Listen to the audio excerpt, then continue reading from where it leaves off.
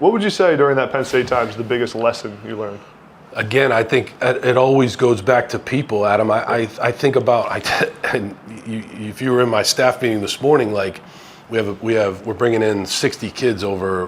Recruiting now takes place in June, which I'm sure you guys know. So like the official visits happen in June.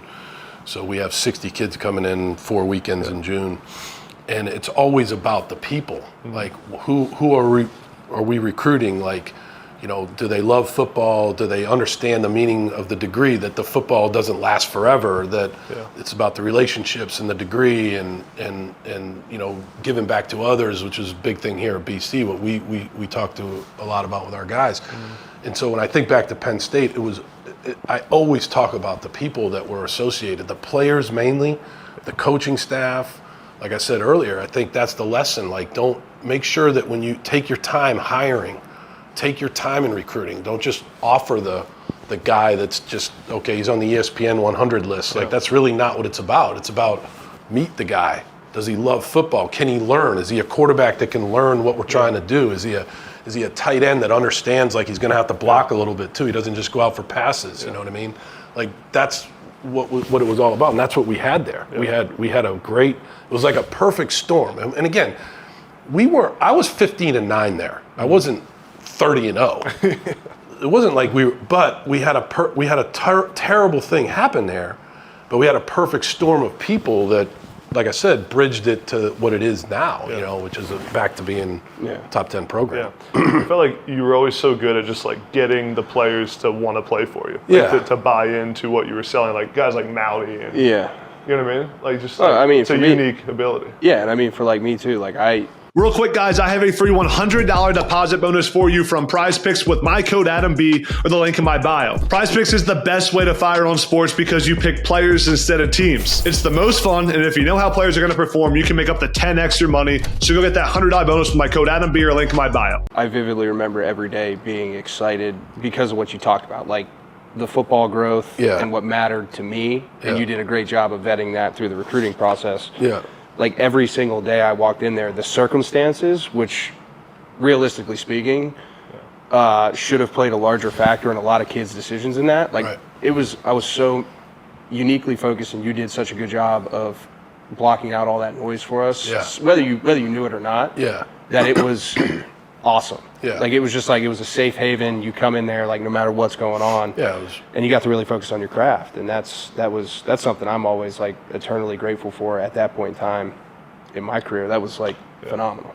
I think like I remember back and just like learning about having never been a head coach, but understanding that it's important to be honest with the guys that you're coaching. It's important to develop a connection. You're not going to be able to connect with 120 guys, but you try to connect with every guy in some way, shape, or form, so that in the end, like when they go out to play, because it's a violent sport. It's not an easy sport. It's not like, you know, I'm not going to name other sports because I'll take a bunch of crap for it, but it's a tough sport. So like if they go out and they can play for each other, but they also know that the guy who they're playing for, coach, has their back, like that's important. And I think that was one of the things I learned there a lot, was just trying to connect with the team that I was coaching. And I learned a lot about that in 12, you know, before you guys came, and then 13. We actually, in 13, you know, we didn't have like this great record, but we had a winning record with a true freshman, a guy that was 17, 18 years old, playing quarterback. Pointing the mic too. Doing the run. Mike had very few Emmys. That's what's beat Michigan. In a game that Michigan was undefeated coming in. Beat Wisconsin on the road. We had some tough losses, but like, I remember it was like a 2-minute drill in training camp. Hack took the team like 90 yards in a 2-minute drill. That wasn't really staged or anything. It was just, remember we do two groups. We were in the stadium, and I went back to the staff and I'm like, that's the guy. I don't care how old he is. He's going to be the guy. Because I try to, in practice, as you guys remember, like, even though the crowd isn't there, you try to put you in some pressure situations, especially at that position, to see how a guy would react.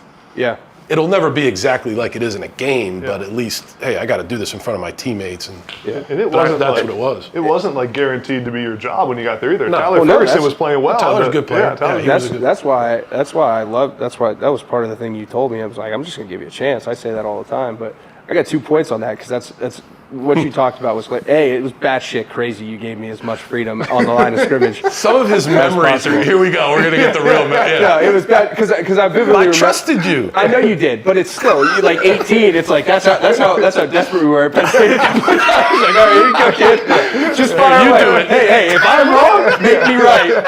Gotcha. You would. I would say that all the time. Yeah, I don't know what I'm doing. If I screw this up. And I remember after the Syracuse game, you go Hack. Oh, God. We were at CQ. I'm sitting there with Ty Howe the next week. We squeaked that one out. It was Hack.